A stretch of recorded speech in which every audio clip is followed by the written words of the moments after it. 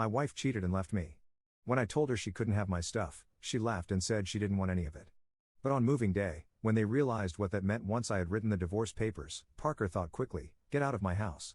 My wife sneered provocatively. Beside her, her lover was dreamily looking around the house. "Wow. All this high-end furniture. How lovely. It's a house that fits me perfectly," she said. I felt the sting of those words and reminded my wife, "Just so you know, I'm taking all my personal things with me on moving day." "Okay then," my wife replied, looking at me as if she was about to burst out laughing. Of course. Of course. If your stuff was left behind, it would just remind me of the miserable days we've had so far." Apparently, she still didn't understand the true meaning of my words. I thought, just watch. Make sure you don't regret it later. My name is Kevin. I'm a 26-year-old interior coordinator. My wife, Joanna, is 31 and works in the construction industry. We met through our shared hobby of DIY projects and had been married for a quick 3 years. At first, we cared deeply for each other, but now I feel grateful we didn't have children. The reason is that Joanna has become too self-indulgent. After coming home, she carelessly takes off her coat, eats the meal I've prepared while complaining, doesn't even clean up, and retreats to her room. Before marriage, we made various agreements, one of them being shared household chores. Joanna and I decided to split them equally, but now I'm taking on almost all of the housework. When I pointed out that she should do her share, she came up with an incredible excuse: housework is easy, so it's natural for men to do it. Women have to take responsibility for work, so I don't want to do all this. This rigid opinion was something she had never voiced before marriage. The fact that I earned more than Joanna also played a part in her turning against me. By the time I reached Joanna's age, I was planning to be independent and should be able to increase my income even more.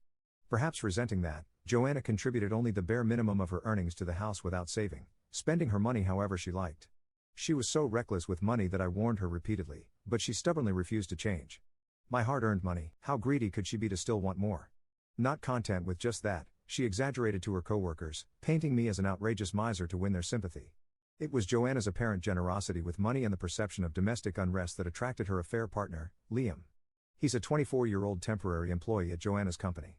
There are few young women at her workplace, and even though slightly older, she's still considered young, which likely made 31-year-old Joanna catch his eye. "Gosh, Joanna. If I had a beautiful wife like you, I'd take care of her forever," he'd said, making her quickly infatuated.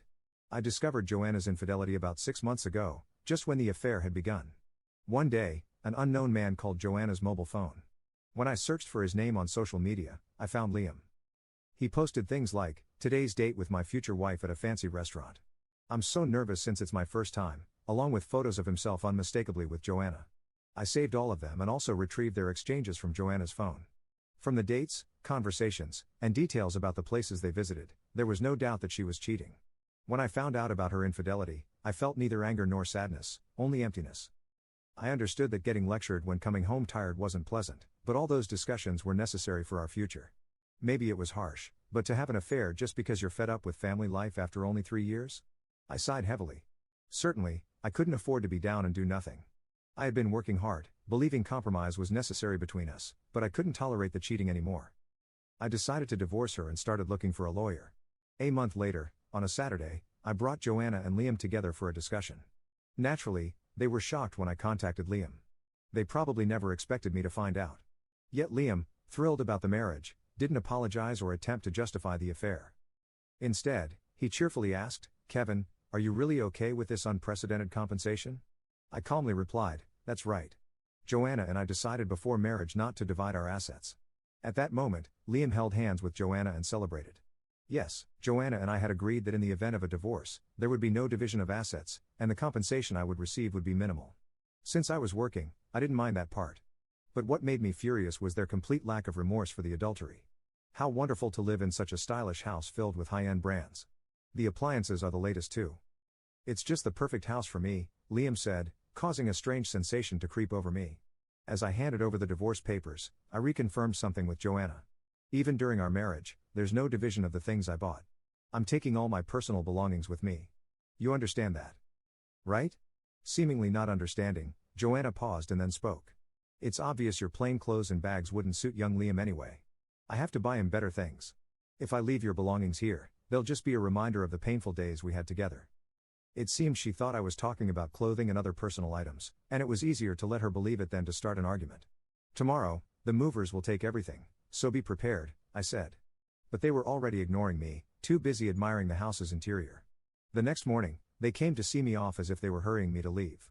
Ignoring them, I waited for the moving company's arrival. Then, right on time, a large truck arrived. The workers energetically called out to me, "Thank you for choosing us today. We have another truck waiting nearby, so please don't worry." Liam, with a clouded expression, hesitated as he approached me. "Do you have that many personal belongings?" I held back a laugh and barely managed to answer, "The house itself belongs to Joanna, but all the appliances and furniture are mine." That's why I said there would be no division of property. Hearing that, Joanna rushed over to me, her face turning bright red. "All the furniture and appliances are mine.